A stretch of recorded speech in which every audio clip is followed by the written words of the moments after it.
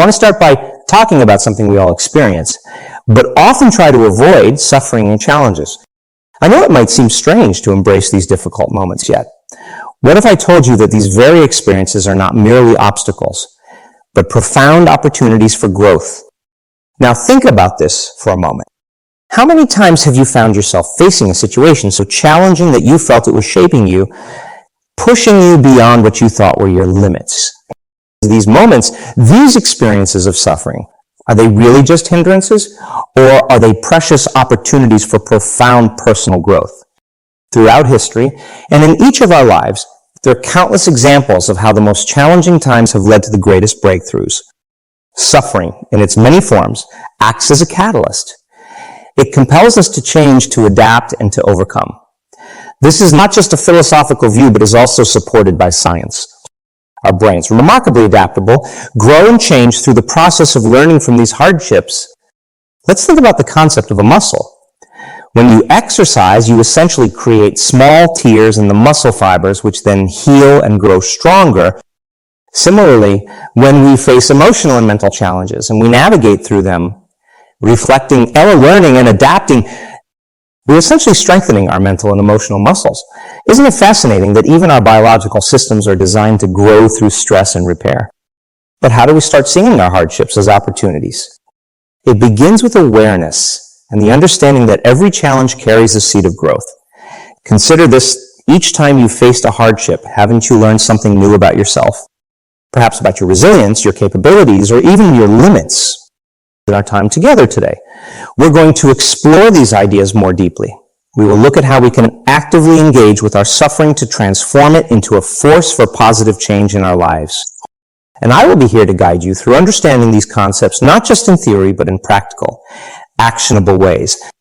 So keep open your mind to reflect on your own experiences and to consider how you might turn your next challenge into your greatest opportunity for growth. Let's take these ideas and see how we can apply them step by step in our everyday lives. How our hardest times have the potential to become the moments that define our path forward, molding us into stronger, more resilient beings. Thank you for your attention, and let's get ready to look at our challenges through a new lens. When we speak about suffering, what exactly are we referring to? Suffering can manifest in many forms in our lives. It could be physical, such as the pain from an injury or illness. It might be emotional, like the heartache from a personal loss or betrayal. Or it could be psychological, stemming from persistent stress or depression. In each instance, the suffering challenges us, pushing us into uncomfortable territories of our existence. Let me ask, have you ever noticed how, during these times of discomfort, you are compelled to make a change? Perhaps it's the change in your physical habits after an injury, or a transformation in how you relate to others following a heartbreak. This is because suffering, inherently uncomfortable and often painful, urges us not to remain static, but to move, to change, to evolve. Think about the process the caterpillar undergoes to become a butterfly. It's a striking natural example of transformation through suffering. Enclosed in its cocoon, the caterpillar has to struggle, enduring a significant transformation that eventually results in a beautiful butterfly. Without this struggle, without this form of suffering, the caterpillar would never transform.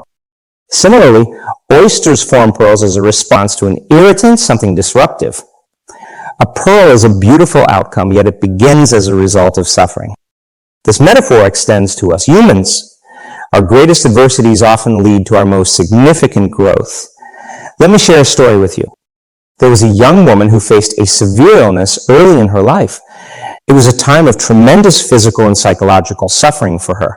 However, through this hardship, she discovered her resilience and strength. She learned how to manage her illness and also inspired others with her story, teaching people about the power of inner strength and perseverance. Now, why does suffering have such a powerful impact on growth?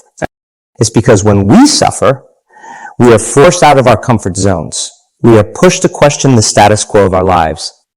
It disrupts our routine patterns of thinking and forces us to adopt new perspectives and strategies.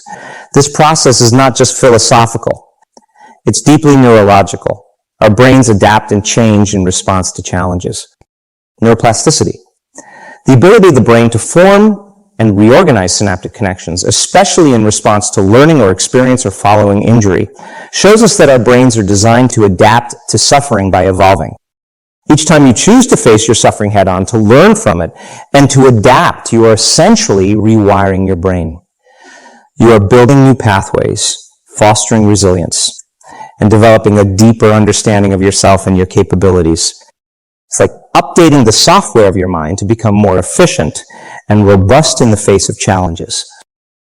So how do we begin to embrace this uncomfortable yet transformative companion that is suffering? It starts with recognition and acceptance. Recognize that suffering is a universal part of human experience. It is not here to hinder you, but to shape and mold you into a fuller version of yourself. Accept that suffering is not something we can always avoid, but we can choose how we respond to it. Consider reflecting on your personal experiences of suffering. Think about how these moments have shaped you, challenged you, and possibly even transformed you for the better approach. These reflections, not with fear or aversion, but with curiosity and openness, ready to discover how these experiences have contributed to who you are today. Remember that each step through suffering is a step towards a greater you. How our bodies and minds are not only affected by suffering and challenges, but fundamentally changed by them.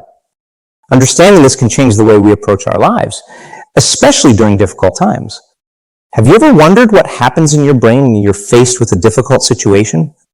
There's a fascinating process occurring called neuroplasticity. This term might sound complex, but it simply refers to the brain's ability to adapt to new experiences. It means that each time you learn something new or adjust to a new situation, your brain changes. This isn't just figurative speech. It's a literal physical transformation.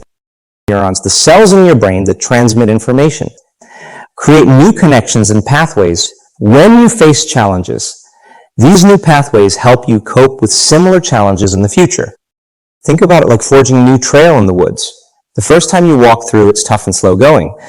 But the more you travel that path, the clearer and easier it becomes. Your brain works in a similar way. The more you use these new neural pathways, the stronger and more efficient they become. Now let's talk about stress. Often, we view stress as a negative force in our lives, but stress is not inherently bad. It's our body's natural response to challenges, and it primes us to perform better. Initially, when we encounter stress, our body releases hormones like adrenaline and cortisol. These increase our heart rate, sharpen our focus, and prepare us for action. What is commonly known as the fight or flight response. However, when we overcome the stressful situation, another set of biochemical reactions takes place. Our body starts to produce endorphins and other hormones that not only help us return to a state of balance, but also give us a sense of well-being and satisfaction. These biochemical changes are crucial. They reinforce the neural pathways we talked about earlier, making it easier for us to handle similar stress in the future. But here's an interesting question. How can we make these biochemical processes work in our favor? How can we ensure that stress makes us stronger rather than breaking us down? The key lies in our response to stress. When we face it head-on with the awareness that it is an opportunity for growth, our body's reaction changes. We start producing more of the chemicals that help us cope and grow rather than those that trigger anxiety and fear. Consider the example of athletes. Athletes regularly push their bodies and minds to the limit. They face immense physical stress, but rather than breaking down, they become stronger, faster, and more skilled. This is because they've trained their bodies and minds to interpret stressful situations as challenges to overcome, not threats to shy away from. This principle applies to all areas of our lives, whether it's coping with a demanding job, overcoming a personal loss, or dealing with a chronic illness. The mindset we adopt in response to these situations deeply influences how our bodies and brains react. So as you face challenges in your life, remember that each one is an opportunity to strengthen your mental and emotional muscles. You're not just getting through a tough time. You're training yourself to handle whatever comes next with greater ease and confidence. Think of this process as upgrading your internal software, making you more resilient and prepared for future challenges. Let this knowledge empower you. The next time you find yourself in a challenging situation, remember the incredible capacity of your brain to adapt and evolve. Remember the biochemical shifts that can turn stress into strength. With this understanding, you can transform what might seem like obstacles today into the building blocks of a stronger tomorrow. Take a moment to reflect on stories of transformation. These stories not only inspire us, but also illustrate the principles we've been discussing. The power of suffering to act as a catalyst for growth isn't a new concept. It has been evident throughout history in the lives of many remarkable individuals. I will share with you both historical and personal stories of those who have turned their suffering into stepping stones for success. Consider the story of Nelson Mandela. Mandela spent 27 years in prison, a significant portion of which was under very harsh conditions. He emerged not with bitterness, but with insights and a vision that led to the transformation of an entire nation. Mandela's suffering was profound, but so was his growth. His story is a testament to the strength of the human spirit and the power of forgiveness and determination. He once said, "I learned that courage was not the absence of fear, but the triumph over it." Mandela didn't just endure. He evolved. Similarly, let's reflect on the journey of Helen Keller. Struck by illness at a very young age, Keller was left both blind and deaf. In a world dark and silent, the chances of her leading a life of impact might have seemed slim. With the help of her teacher, Anne Sullivan, Helen learned to communicate and went on to become a prolific author, political activist, and lecturer. Her suffering opened her to a unique strength and sensitivity that touched and inspired many around the world. Now, moving from historical figures to a personal story, I'd like to share an experience of someone very close to me. This person suffered a severe injury that left them bedridden for months. During this time, their physical world shrank to the confines of four walls, but their mental and emotional landscape expanded tremendously. They read, they wrote, they reflected, and they planned. By the time they recovered, physically, they had laid the groundwork for a new educational program that is now helping thousands. Their suffering was real, but so was their transformation. Each of these stories highlights a key point. It's not the suffering itself that transforms us. It's how we respond to it. Mandela could have become embittered and vengeful. Instead, he chose reconciliation and peace. Helen Keller could have remained isolated by her disabilities. Instead, she reached out to communicate and connect. My friend could have given up under the weight of their physical limitations. Instead, they chose to plan and create. What do these stories tell us about our own potential for transformation? They remind us that no matter the form of our suffering, we have the capacity to transcend it. We can choose to see each challenge as an opportunity to learn, to grow, and to expand our understanding of ourselves and the world around us. So I ask you now to think about your own stories. What challenges have you faced and how have you responded? Have you allowed your hardships to define you, or have you used them as fuel to propel you forward to a higher vision of what you can achieve? As we share these stories, we see a pattern emerging, a pattern of resilience, courage, and transformation. This is not just something that happens to extraordinary people like Mandela or Keller. It happens every day to all of us. The key is how we choose to respond. As we understand more about the transformative power of suffering, it becomes essential to learn practical ways to engage with our challenges without being overwhelmed by them. I will share some techniques that can help you remain present and mindful through your difficulties, transforming suffering into a tool for personal growth. First, talk about the importance of mindfulness and awareness. Mindfulness teaches us to stay present with our experiences without judgment. When we practice mindfulness, we observe our feelings and thoughts without getting caught up in them. This is particularly useful when we're dealing with suffering. By staying present, we can acknowledge our pain without letting it consume us. Think about when you're physically hurt. The instinct might be to either distract yourself from the pain or to overly focus on it. Neither approach helps in understanding or alleviating the pain. Mindfulness, however, teaches us to acknowledge the pain, understand its origins, and manage our emotional response to it. This approach not only helps in coping with the pain, but also aids in a quicker, healthier recovery by preventing the stress from exacerbating the physical suffering. Now, how can we cultivate this mindfulness? One effective technique is the breath. This practice involves focusing your attention solely on your breathing. As you breathe in, feel the air entering your nostrils, filling your lungs, and expanding your chest and belly. As you breathe out, notice the sensations of the body contracting and the air leaving your nostrils. This simple act of focusing on your breath can anchor you in the present moment, providing a break from dwelling on past troubles or future anxieties. Another powerful technique is called changing boxes. Imagine your mind as a series of boxes.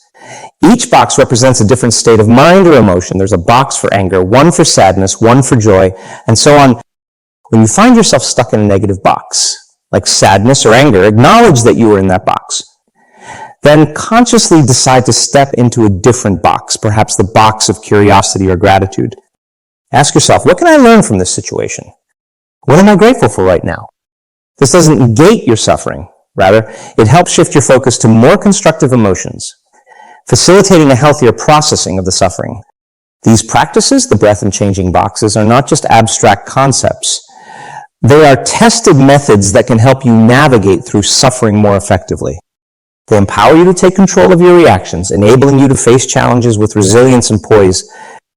Let me share a story that illustrates the power of these techniques. There was a man who faced a tremendous personal loss when he lost a loved one. The grief was overwhelming, and he found himself stuck in a box of sadness and despair. When he learned about the technique of changing boxes, he started practicing it. He would acknowledge his sadness, but then he would consciously shift to the box of gratitude, focusing on the cherished memories he had for a time. This practice helped him manage his grief and move forward with a sense of peace and resilience. Incorporating these techniques into your daily life isn't just about handling suffering. It's about transforming your entire approach to life's challenges. Start small, perhaps with a few minutes of the breath each day. As you become more practiced, you will find it easier to remain mindful and present, even during difficult times. Remember that suffering is a part of life, but it does not dominate your life. With mindfulness and the right techniques, you can face your suffering, learn from it, and allow it to move you through how our reactions to suffering can change our being and the world around us. Let's focus on how you can use this understanding to create a new reality for yourself. A reality where suffering becomes a powerful stepping stone, not a stumbling block. Think about this every moment of suffering. And challenge holds the potential for birthing something profoundly new and different. Imagine using every difficulty you encounter as raw material to build a future that aligns more closely with who you want it to be. This is not just hopeful thinking. It's a practical approach to life that requires consistent action and a deep commitment to personal growth. Creating a new reality starts with a vision. What kind of life do you want to lead? Who do you want to become? These aren't just idle questions. They're foundational, steering your life in a direction that brings fulfillment and joy. Once you have a vision, every challenge you face becomes a means to solidify that vision, to test it, refine it, and gradually make it your reality. For instance, consider the story of a young entrepreneur I met, who used his personal challenges as a catalyst for change. After losing his job, instead of spiraling into despair, he used the experience to fuel his long-held dream of starting his own business. His journey wasn't easy. There were numerous setbacks and days filled with doubt. However, his clear vision and his commitment to that vision kept him going. Today, he runs a successful company that not only provides for his family, but also creates jobs for others. Now, his initial suffering was real, but so was his transformation. Now, creating a new reality is not a one-time act. It's a continuous process that requires persistence and consistency. This is where the importance of daily practices comes into play. Whether it's mindfulness, meditation, or other personal development techniques, these practices are not just tasks to be checked off your to-do list. They're the tools that help you sculpt your new reality every day. It's like planting a garden. You wouldn't water your plants once and expect them to thrive for a year. Similarly, your vision and your new reality need regular nurturing. This means consistently applying the practices we've discussed, like the breath and changing boxes, even when it feels challenging to do so. It's in those moments especially that your commitment makes the most difference. Consider the discipline of an athlete.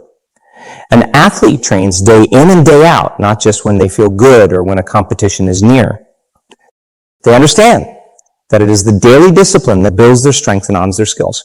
Similarly, your daily practices are what will build your resilience and transform your vision into reality. So, as you leave here today, think about the small daily steps you can take to move towards your vision. Maybe it's dedicating a few minutes each morning to mindfulness or setting aside time each week to reflect on your progress and adjust your course. Whatever it is, commit to it. Stay consistent even when progress seems slow.